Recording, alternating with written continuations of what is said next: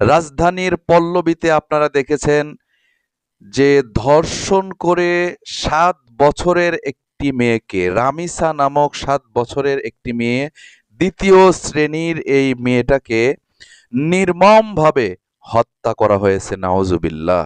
আজকে বাংলার জমিনে কি দেখতে পাচ্ছি আমরা? আজকে আমরা এই ধর্ষণ দেখতে দেখতে আজকে এই ধর্ষণের দেখার শেষ কোথায়? আজকে যদি আমরা কোরআনের আইন বাংলার জমিনে কায়েম করতাম, তাহলে আর একটি ধর্ষণও আমাদের দেখতে হতো না।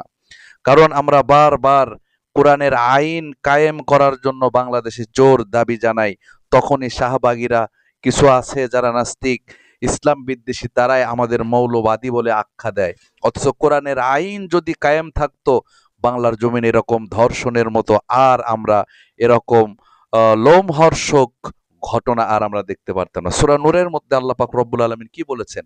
সূরা নূরের 2 নম্বর আয়াতে আল্লাহ পাক রব্বুল আলামিন বলেছেন, আয-যানিয়াতু ওয়াজ-যানি ফাজলিদু কুল্লা ওয়াহিদিম মিনহুমা মিআতা জালদা।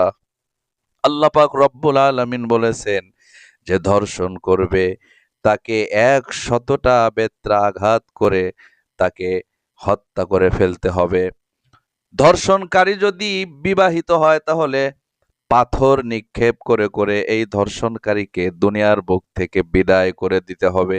ধর্ষণকারী যারা, জিনা ব্যভিচারকারী যারা, তাদের আয়াত কোরআনুল কারীমের আল্লাহ পাক রব্বুল আলামিন আইন করে দিয়েছেন, এর বিধান দিয়ে দিয়েছেন, অথচ আমরা এই আইন কায়েম করে আমরা এই বাংলার জমিনে বিচার স্থাপন করে আমরা দেখিয়ে দিতে পারি না। বিদায় তার ফলাফল কি হয়?